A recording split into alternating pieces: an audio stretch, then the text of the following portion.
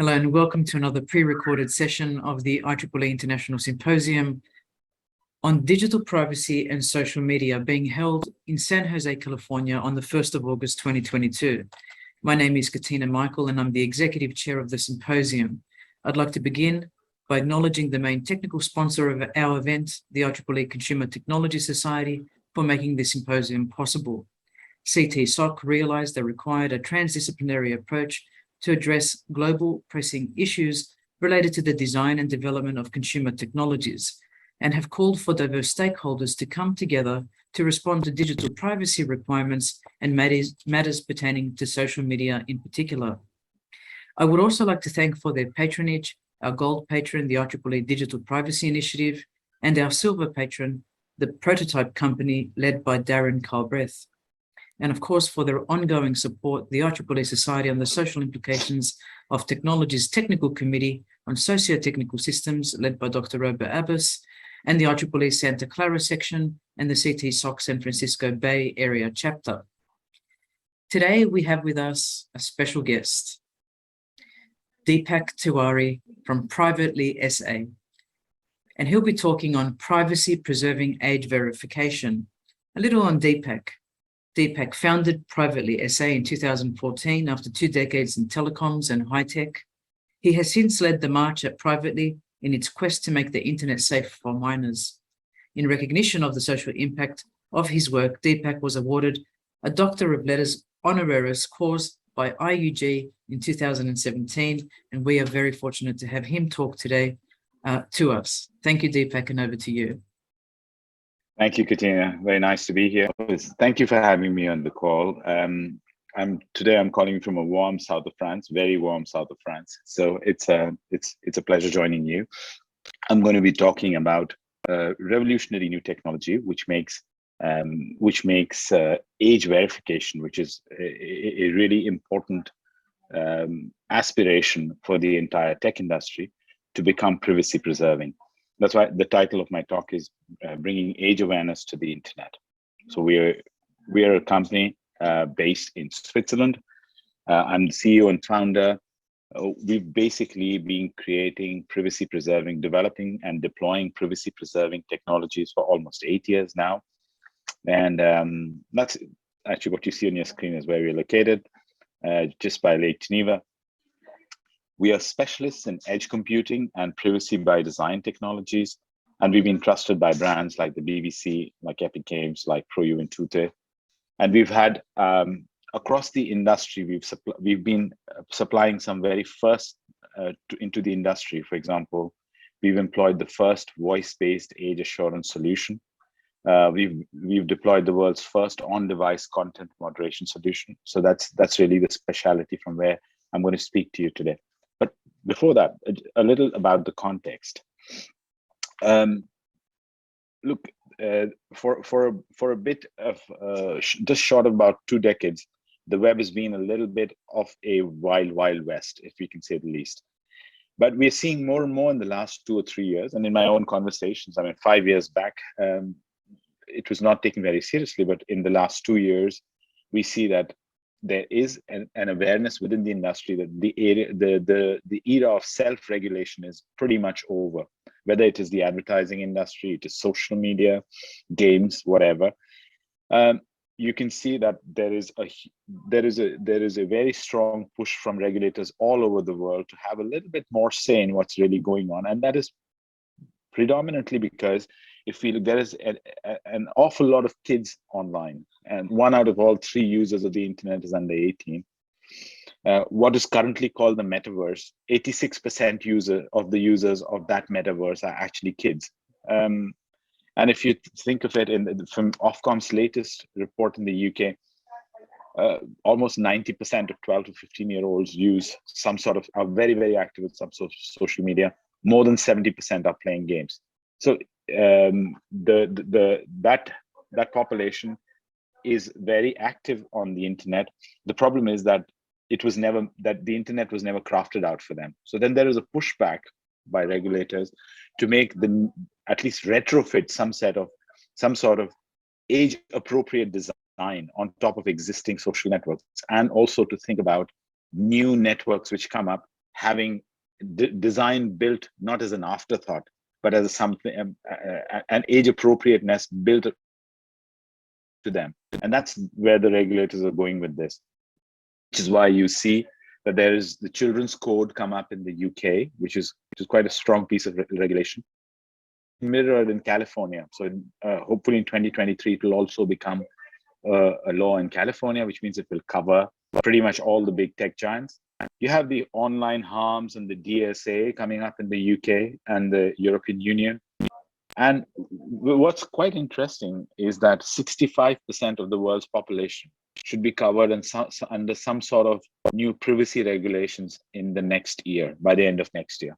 Now, if you put all of this together, it simply means that that there is a market to bring in, to really rethink how we are doing, how we are bringing out these technologies into these companies.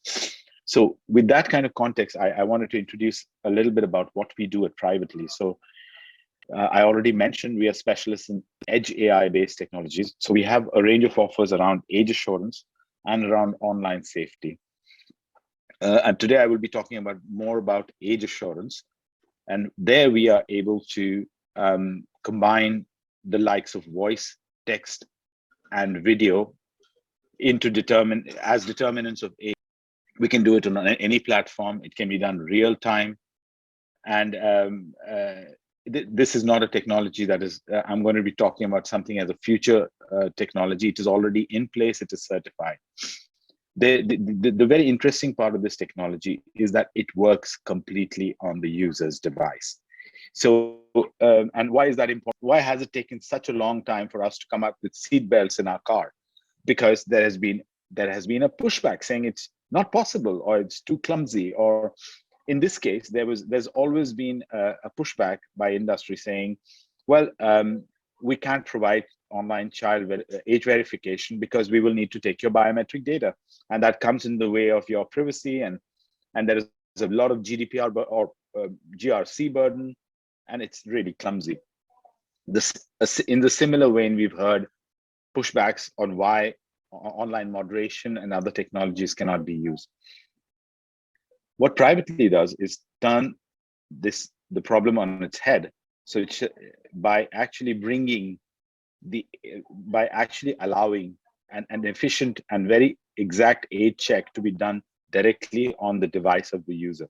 And this is done, and we do it with the modalities that I just showed you, and I will be showing you a little bit demos as we get along. But what we allow is the age checks to be carried on device or on browser in real time. And this is done without the user's personal data ever leaving their own device.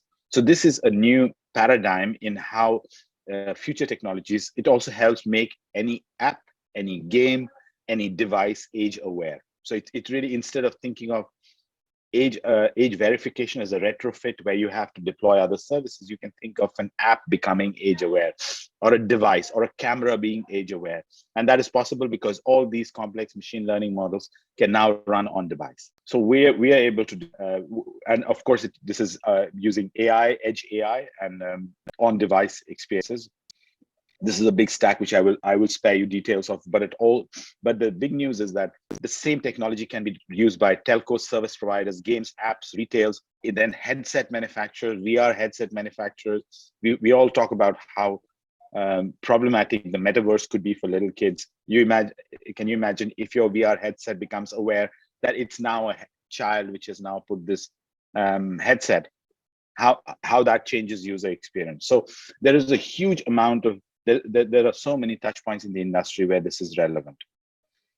We've done a lot of work. So this is giving you some past touch points. We delivered the world's first on-device moderation self-help app for the BBC. It is called Own It. It was rolled out to more than 60,000 children in the UK. So this is, again, everything happened on device. The children were issued self-help warnings when they were in problematic situations. So this is technology which already works and is already deployed on the field. Similar technology, for example, to prevent generation of risk self images by children, was also deployed here in Switzerland by a helpline called ProUven Tutor. So it's very classical, and as you know, one out of all three, or sorry, almost 1 in 2 CSAM images are based in self-generation. And so if there is a moment of pause and think before that image is posted, that can help reduce, this can at least contribute in prevention of this CSAM image, self-generated CSAM images. And this is precisely what the technology also serves to do. Then we also found that these kind of nudge techniques, the reason I want to show you this is the possibilities of making these interventions on device and giving real-time feedback to children is really powerful. We know that 25%, we know out of a study done over hundreds of thousands of kids, that 25% of kids immediately react to these nudge techniques. So there is an image which is being generated by the detection of age and nudity on a device. You can immediately nudge the child, and 25% of them will not post that image. So it's really powerful, and hopefully later this year we will be launching this in a much broader way with a partner. But today, more of the age verification use cases for you to think about.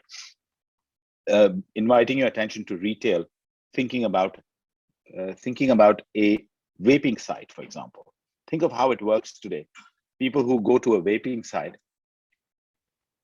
are you 21? Yes or no? If you say yes, I am, you go right in, right? Instead of that, you could be invited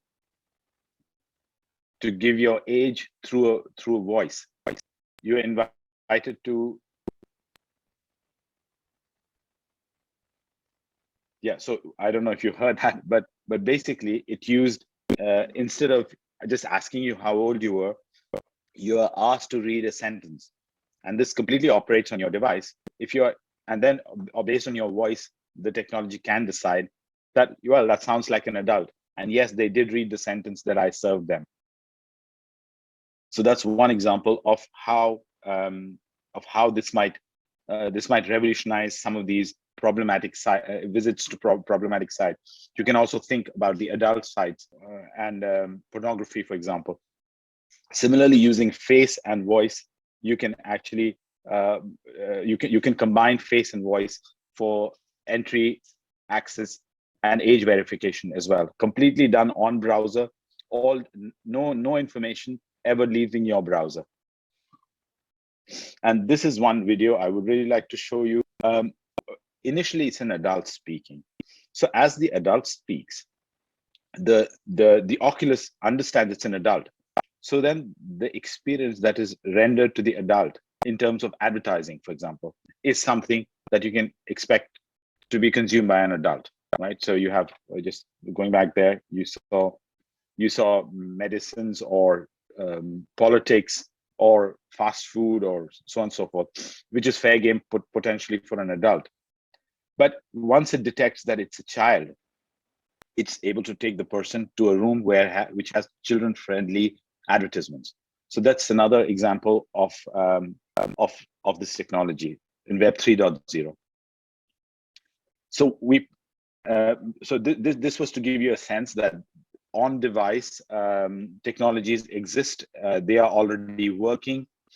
They are not much talked about or heard about because most people believe that people believe they do not exist, and that's something which needs to be dispelled, and more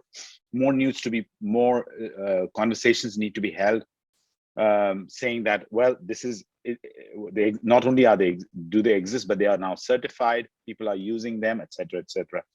And the two major reasons why these kind of technologies are so interesting and important. One is, of course, the privacy, where no personal data ever leaves the device. But yet a second less talked about fact is the cost. If you think about it, if you have to run age verification at scale on 5 billion age verifications, and if you have to use the computing power in central servers to do it, what will it cost you over a period of time? Vis-a-vis, if you take that processing down to the user's device, suddenly you're changing the game and using the user's computing resources to do that age check, which is why it's an order of magnitude change in the costs as well. So it's just so it's a technology which we hope will make the rounds and will be quite popular as we over the next year. And it's been shown around to the regulators as well. They have audited it. In the UK, the regulator has audited the technology. They call it zero data. That's what it should be called, because there's no personal data being used. And so I'm hoping this new technology is going to revolutionize age verification and age assurance going forward. That's all for me. Thank you. What a wonderful overview of Privately SA, Deepak. I have a few questions if you're willing to stay on for a moment. Of course. Couldn't help but to think how slick the solution is, and how much it's compliant with all the fears that people have around applications and data use, especially the children. And so does it matter what kind of phone, Apple or Android, the individual is using, or it's agnostic to the handset type? It's just simply the capability that you're tapping into.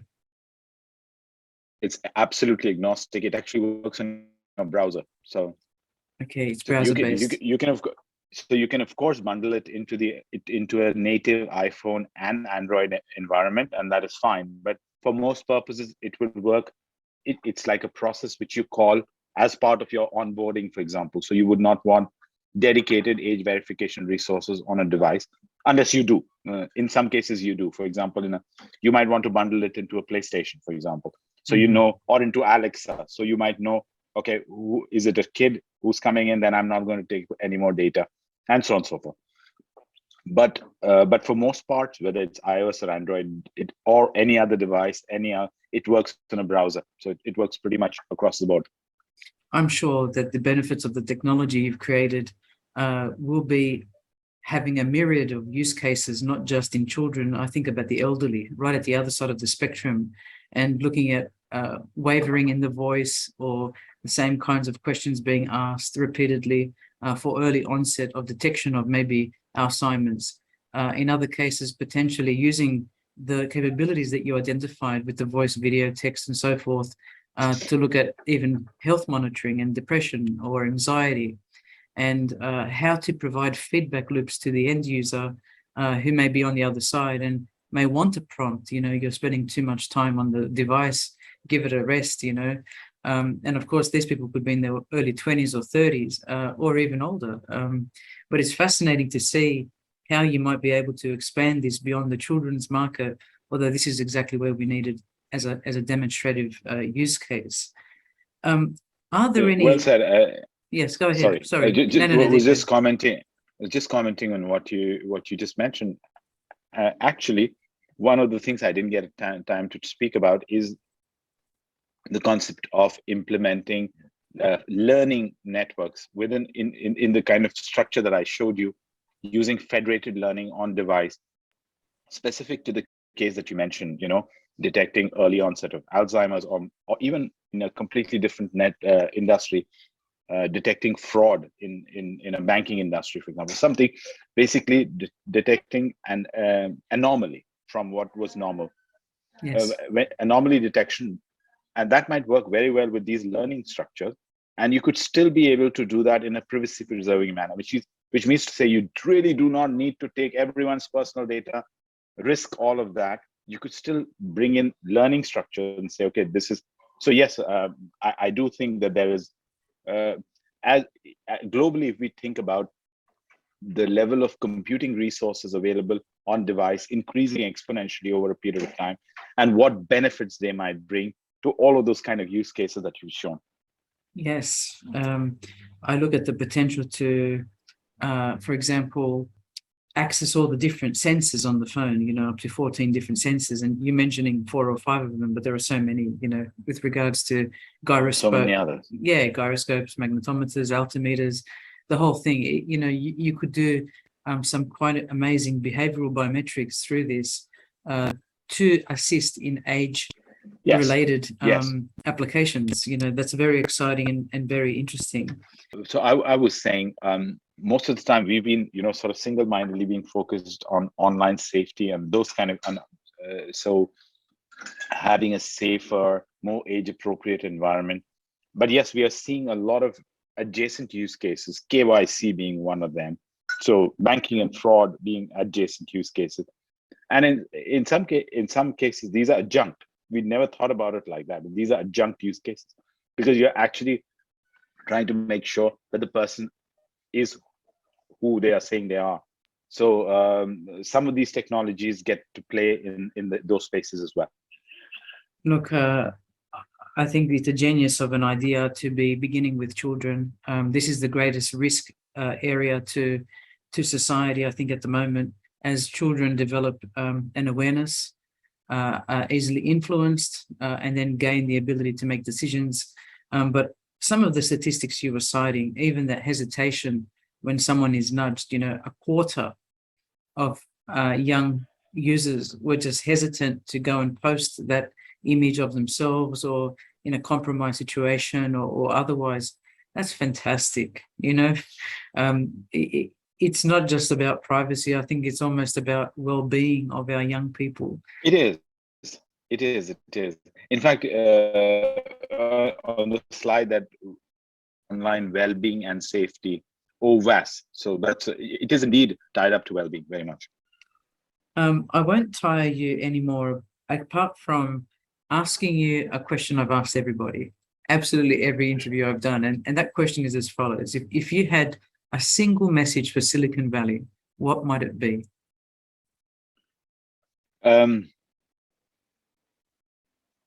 Well, I would think, I think Silicon Valley needs to also look away from Silicon Valley and look at Europe, for example. A lot of the companies here are very revenue driven. I mean, when we look back at the Silicon Valley, the thinking is always you put in more money into the company, you invest into the marketing, and then we have valuations, etc. Here we don't necessarily get the same levels of investment or attention here in Europe, because essentially the companies are gauged on whether they are revenue from day zero or not. That sometimes tend to be counterproductive to how they're seen by VCs or investors in the valley. So I would think about real business models which are actually revenue generating, and not, I don't want to take a name, but Uber-esque comes to mind. Yes, that's a wonderful contribution and statement. I think we have a lot to learn from Europe, myself, and working in the States, I always use Europe as an example, a gold standard example. Not to say that we can't keep going in Europe with even more, but when there are companies like yours, innovative, reimagining, and really doing positive in society, this is exactly what we need to spread throughout the whole world. And I actually think these technologies will become embedded in operating systems, embedded, in middleware, not just at the application layer, there on the smartphone. Yeah, and I look forward to seeing that. I think, as you say, it's a matter of time. Self-regulation is gone, and I reaffirm with you, there's now penalties with regards to non-compliance and many legal implications. So I think that is going to make individual companies move in a big way in the next couple of years. For our viewers listening, you're listening to Deepak Tewari, who just presented on his company, Privately SA, based out of Europe in this most beautiful location. If you go back to the beginning of this video, you're with the IEEE International Symposium on Digital Privacy and Social Media. If you like what you've heard, please register for the in-person conference, or in fact, a virtual access point on our website. Finally, if you want to hear more about the societies involved, please venture on to any number of these websites. And we hope you've enjoyed this presentation as much as I have. Thank you again, Deepak Tewari, for your time and for all the good that you're doing in Europe and beyond. Thank you, Katina. Thank you very, very much. Thank you.